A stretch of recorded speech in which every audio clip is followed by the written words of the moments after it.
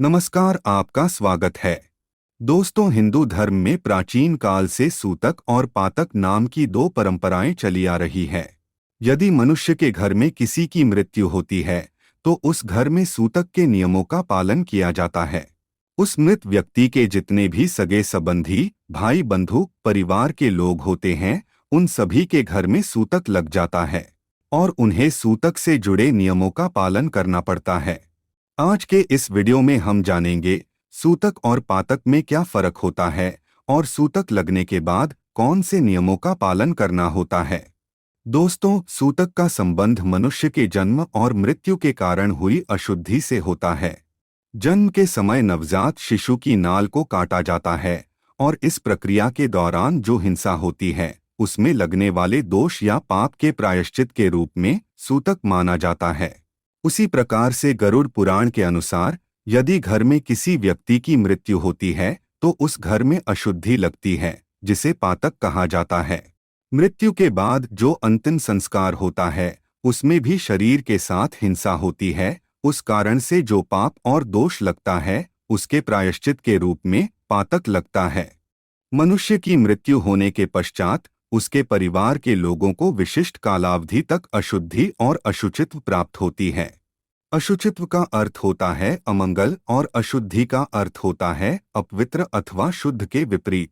आइए जानते हैं सूतक कब लगता है। गरुड़ पुराण के अनुसार शिशु का जन्म होने पर, ग्रहण काल में, स्त्री के मासिक धर्म के दौरान और व्यक्ति की मृत्यु होने के उपरांत सूतक और पातक काल लगता है। इन सभी परिस्थितियों में सूतक के दिन और समय का निर्धारण अलग अलग किया गया है। कुछ परिस्थितियों में ज्यादा दिनों का सूतक लगता है तो कुछ परिस्थितियों में एक दिन का ही सूतक काल लगता है। आइए जान लेते हैं। गरुड़ पुराण में कहा गया है, अगर किसी घर में मृत्यु होती है तो परिजनों को 10 दिनों तक का सूतक काल लगता है। अंतिम संस्कार में शामिल होने वाले परिवार के लोगों को 12 से 13 दिनों तक सूतक काल लगता है तथा सपिंडीकरण तक सूतक काल का पालन करना अनिवार्य होता है, अन्यथा शुद्धि नहीं होती है। सूतक काल के दौरान शास्त्रों के नियमों का पालन करना होता है। मृत्यु के दिन से लेकर अगले सवा महीने तक किसी भी अन्य व्यक्ति के घर पर नहीं जाना चाहिए। सवा महीना अर्थात 37 से 40 दिनों तक इस नियम का पालन करना होता है। गरुड़ पुराण के अनुसार 40 दिनों में एक नक्षत्र काल पूर्ण होता है। यदि घर में किसी शिशु का जन्म होता है या किसी व्यक्ति की मृत्यु होती है तो यह सूतक पूरे 40 दिनों तक चलता है। जिस व्यक्ति की मृत्यु होती है उसके 7 पीढ़ी के बाद के लोगों को 3 दिन तक सूतक काल लगता है, लेकिन इसका निर्धारण करना बहुत कठिन है। मृतक के मामा भतीजा, बुआ बेटिया, इनको कितने दिनों तक सूतक काल का पालन करना चाहिए, यह सब कुछ उनके रिश्तों पर अथवा संबंधों पर निर्भर करता है। लेकिन अगर मृतक का किसी के साथ रक्त का नाता होता है तो उन लोगों को गरुड़ पुराण के नियमों का पालन करके 40 दिनों का सूतक काल पूर्ण करना होता है। मृतक की तीसरी पीढ़ी के लिए यह सूतक काल 10 दिन तक होता है, चौथी पीढ़ी के लिए 10 दिन और पांचवी पीढ़ी के लिए 6 दिनों का सूतक काल माना जाता है। लेकिन जो लोग एक ही रसोई में भोजन करते हैं उनके लिए पीढ़ी का कोई नियम नहीं है। यदि उनके घर में मृत्यु होती है तो उन सभी को 10 दिनों तक सूतक काल का पालन करना पड़ता है। वही बालक का जन्म होने पर भी सूतक काल माना जाता है। जिस स्त्री ने शिशु को जन्म दिया है उस स्त्री के लिए सूतक काल 45 दिनों तक का होता है। जिस स्थान पर शिशु का जन्म हुआ है वह स्थान 1 महीने तक अशुद्ध माना जाता है। इसी कारण से कई लोग अस्पताल से घर पर आने के बाद स्नान करते हैं। अगर पुत्री का पीहर में जन्म होता है तो 3 दिनों तक सूतक काल होगा और ससुराल में होता है तो 10 दिनों तक का सूतक रहता है। वही अंतिम संस्कार के सूतक काल की बात की जाए तो मृत्यु के बाद दाह संस्कार आदि कार्यों में हिंसा होती है और इसमें लगने वाले दोष या पाप के प्रायश्चित के लिए पातक माना जाता है। जिस दिन मृतक का दाह संस्कार होता है उस दिन से पातक काल की गणना होती है। लेकिन यदि कोई सदस्य घर में नहीं है, किसी बाहर गांव में रहता है, तो जिस दिन उसे मृत्यु की सूचना मिलती है उसी दिन से उस व्यक्ति को पातक काल का पालन करना चाहिए। लेकिन अगर व्यक्ति को 12 दिन बाद सूचना मिलती है तो वह मनुष्य केवल स्नान करने मात्र से ही शुद्ध हो जाता है। अगर किसी महिला का गर्भपात हुआ है तो गर्भधारण के जितने महीने हुए हैं उतने दिन का ही सूतक माना जाएगा। अगर 6 महीने हुए हैं तो 6 दिन का सूतक माना जाता है। अगर घर का कोई सदस्य सन्यासी है अथवा बैरागी है तो उसे मरण सूतक नहीं लगता है, किंतु अगर उस व्यक्ति की मृत्यु होती है तो केवल 1 दिन का ही पातक लगता है।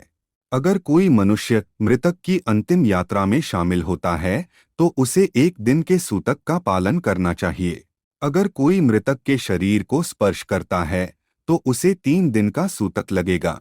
जो लोग मृतक के शरीर को कंधा देते हैं उन्हें 8 दिनों तक सूतक काल रहते हैं। अगर घर के अंदर कोई स्वयं के प्राण ले लेता है तो उस घर में 6 महीने तक का पातक माना जाता है। 6 महीने तक उस स्थान पर भोजन नहीं ग्रहण करना चाहिए और जलपान भी नहीं करना चाहिए।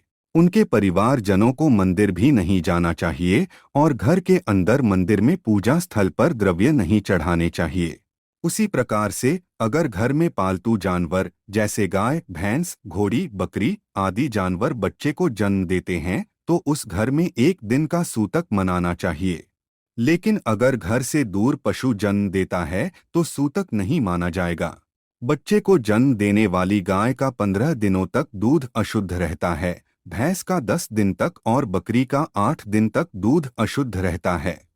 आइए अब जानते हैं सूतक काल के दौरान कौन से नियमों का पालन करना चाहिए।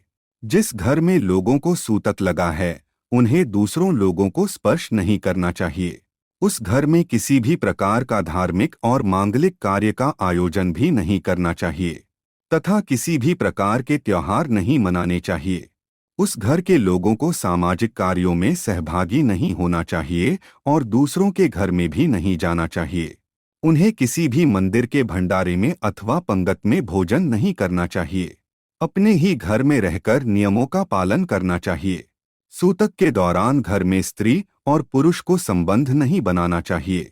अगर घर में जन्म हुआ है तो शुद्धि का ध्यान रखते हुए भगवान की मूर्तियों को स्पर्श किए बगैर ही भजन करना चाहिए। यदि किसी की मृत्यु हुई है तो गरुड़ पुराण का पाठ करना चाहिए और 5 मन भगवान का ध्यान करते हुए गुजारना चाहिए तथा मृतक की आत्मा की शांति के लिए प्रार्थना करनी चाहिए। सूतक काल और पातक काल की समाप्ति के बाद घर में गंगाजल और गौमूत्र छिड़कर घर की शुद्धि करनी चाहिए। इस प्रकार से सूतक काल के इन नियमों का पालन अवश्य करना चाहिए। तो दोस्तों, इस प्रकार से हमारे शास्त्रों में सूतक और पातक काल का वर्णन किया है और उनसे जुड़े नियम भी बताए हैं। उम्मीद है आपको यह जानकारी अच्छी लगी होगी। वीडियो को लाइक जरूर करें और कमेंट में जय श्री कृष्ण अवश्य लिखें। साथ ही चैनल को सब्सक्राइब करें। आप सभी का धन्यवाद।